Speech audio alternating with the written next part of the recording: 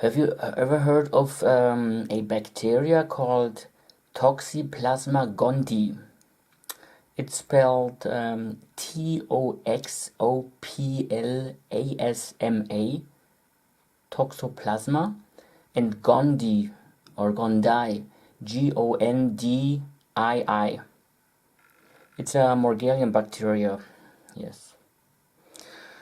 And they do control it. Like last couple of days, I've been having crazy of cravings of chocolate for chocolate. Like eating like 2.5 chocolate bars at 100 gram each within about 10-20 minutes.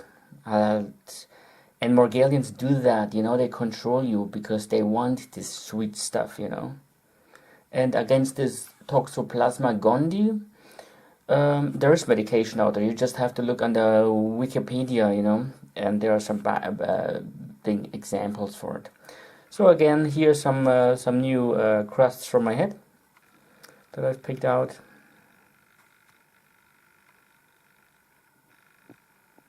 So I just wanted to mention that. And I had to do some knirschings again, right at the section of the left side, near the triangle.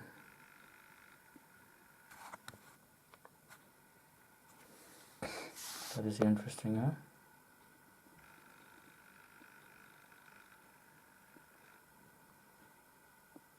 It's like a faucet.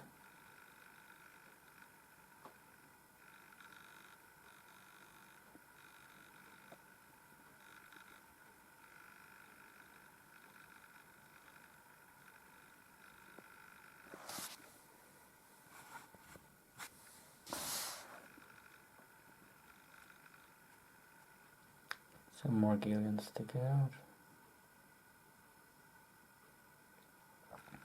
Yeah, I was thinking about some kind of food that will neutralize the sugar, And then I listened to a radio station, a YouTube thing. They're talking about this Toxoplasma gondii, and you can produce a specific, I don't know, some kind of hormone in German. It's something your body creates itself. That happens, we have to eat differently, like for about 8 weeks. And also you have to be doing, you need to be very happy, like real with emotional happiness, which will create, activated positively your something. So I guess if you look under Toxoplasma gondii, you may find something about it. Getting rid of the sugar, yes.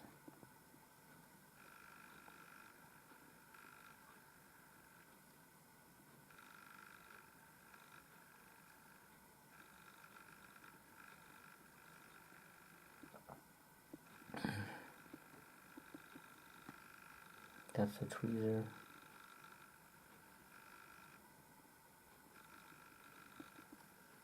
Yeah, today I've been getting kind of depressed, having some suicide thoughts, but that's all. It's nothing to be worried about. I'm too stupid to commit suicide. Somebody push me off a bridge, that's perfect, yes. But this is not gonna happen.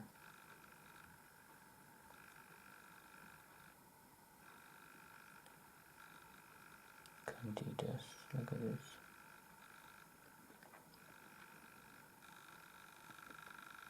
Beautiful colors. And they did some other experiments with some aminosyren, aminos, how they tried to get rid of these like Morgellons from like on top of your head, and they were specifically making these aminos, aminos, you need them, for instance, if you do lots of body work, weightlifting and so on. So these aminos, they made it specially züchten.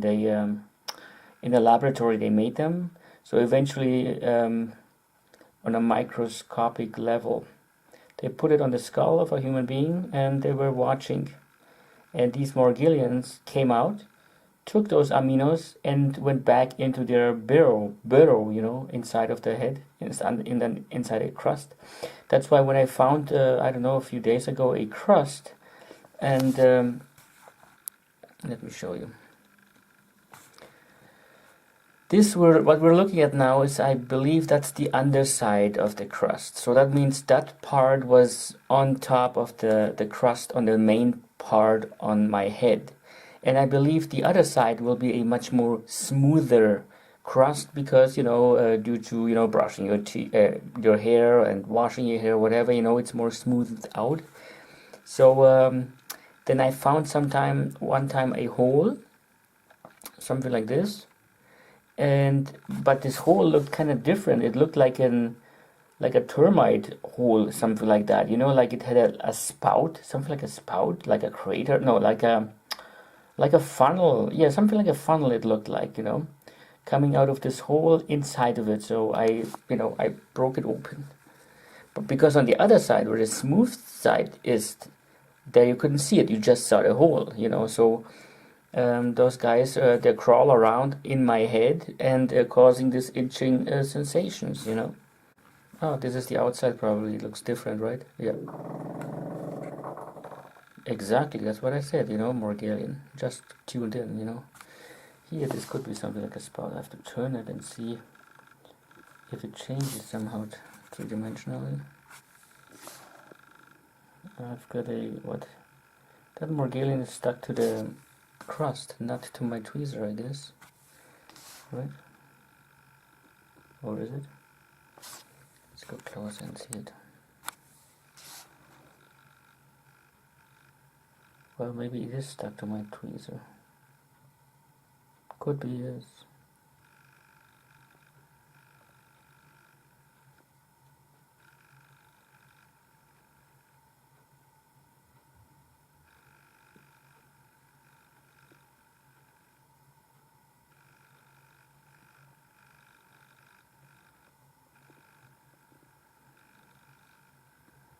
There's another one piece. Don't know if that is my tweezer part or... Anyways, there's still a lot of garbage of Morgellons hanging around there. Yes, Morgellons, they kind of manipulate your mood. Like I say, I don't want any sweets. I don't even want to think about it. I visualize myself. I imagine a fantasy, like there where I have the sweets in the storage room. I visualize that there is none, as if I've never bought it or I've eaten the last piece. So to somehow stimulate that I don't have anything, so I can't, have any sweets, to get rid of this somehow. This is pretty rough, so I don't know if this is still the inside. Let's film this because yes, there's this one. I don't know. This one was on the other side prior to that. Let's film this. Maybe we see some other structures. If it's the same structure like before, then we know this is the same like it was before.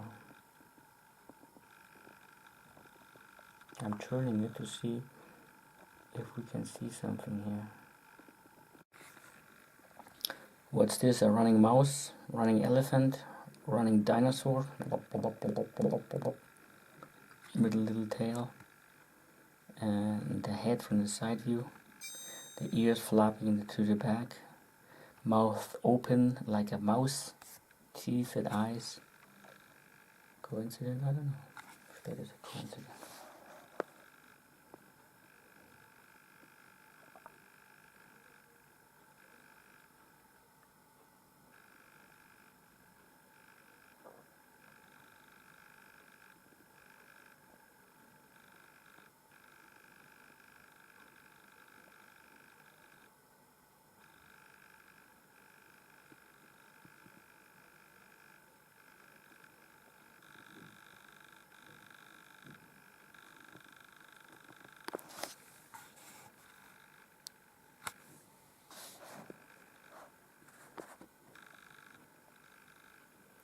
Snake looking back.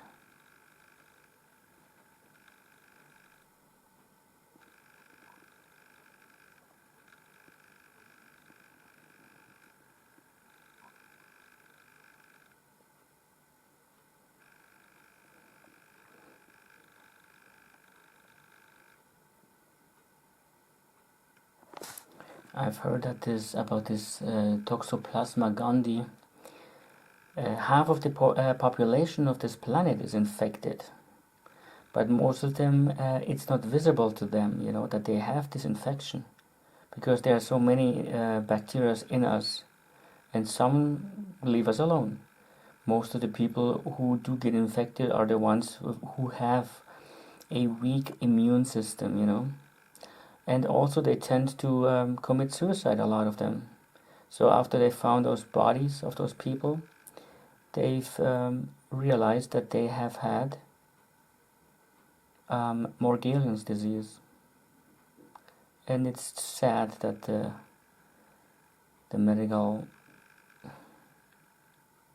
medicine keeps it quiet. But then again, maybe they don't want to let everybody know that they have this disease, because the antibiotics and whatever you need for it, I heard that in that documentary today, that it wouldn't even be enough for the half the population. But shouldn't you stop or prevent something to let something like that happen in the first place? Where did it come from?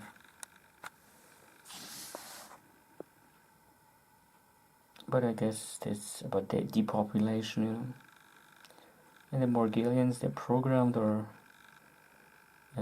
yes, well, when you make something. Okay.